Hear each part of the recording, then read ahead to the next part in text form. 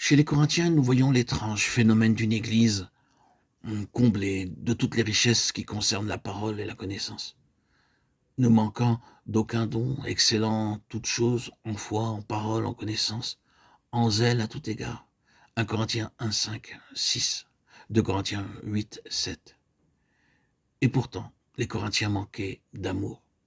Ceci nous montre que par l'action de l'esprit, les facultés naturelles de l'âme en fait de foi, de connaissance et de parole peuvent être fortement impressionnées sans que le moi en soit amené à une entière reddition, et qu'ainsi on peut voir chez le croyant plusieurs des dons de l'esprit, tandis que le meilleur, le plus essentiel de tous, l'amour, lui manque encore. Ceci nous indique le moyen de devenir réellement spirituel. Ce n'est pas assez que le Saint-Esprit vienne s'emparer des facultés naturelles de notre âme pour les inciter à servir Dieu. Il faut plus encore. Quand par le moyen de notre intelligence, le Saint-Esprit est entré dans notre âme, c'est pour passer de là dans notre esprit, c'est pour fixer sa résidence soit dans l'âme, soit dans l'esprit, et pour qu'enfin le moi détrôné laisse régner Dieu. La présence de cet amour divin en nous sera donc la preuve certaine et de la reddition de notre moi et de la domination de Dieu en nous, l'une et l'autre, nous amenant à ne plus vouloir d'autre vie que celle de l'amour de l'esprit. L'état des Galates ne différait guère de celui des Corinthiens lorsque Paul leur adressait ces mots. Les fruits de l'esprit sont l'amour, la joie, la paix. Galates 5, 22.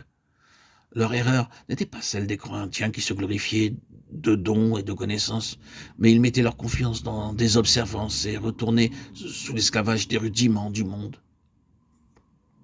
Galates 4, 3, 9. Pour tous, le résultat était le même. L'esprit n'avait pas encore pénétré dans leur vie intime, et par conséquent, c'était la chair qui réglait encore leur vie extérieure, suscitant au milieu d'eux de l'amertume, de l'envie, des inimitiés. De nos jours aussi, il en est de même pour un très grand nombre d'églises qui portent le nom d'églises chrétiennes. D'un côté, la confiance en la connaissance, en l'orthodoxie des doctrines et de l'enseignement. De l'autre, l'habitude de se contenter des formes extérieures du culte maintiennent la chair en pleine vigueur sans qu'elle soit jamais crucifiée avec Christ. Et par là, le Saint-Esprit n'a pas la liberté d'opérer une véritable sainteté de vie, de faire vivre de l'amour de Christ. Ah. Apprenons chacun de nous et demandons à Dieu de l'enseigner à tous, que tout chrétien qui dit avoir reçu le Saint-Esprit doit en donner aussitôt la preuve par sa vie, en se montrant animé de l'amour de Christ, soit par sa douceur à supporter les offenses, soit par son dévouement à surmonter le mal par le bien et à sauver tous ceux qu'il peut atteindre.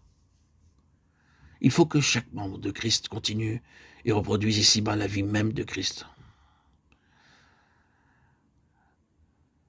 Oui, l'Esprit de Dieu est bien l'amour de Dieu qui vient à nous. Envisager sous cette face-là, cette vérité doit nous faire scruter sérieusement l'état de notre cœur, tandis qu'elle nous apporte aussi force et encouragement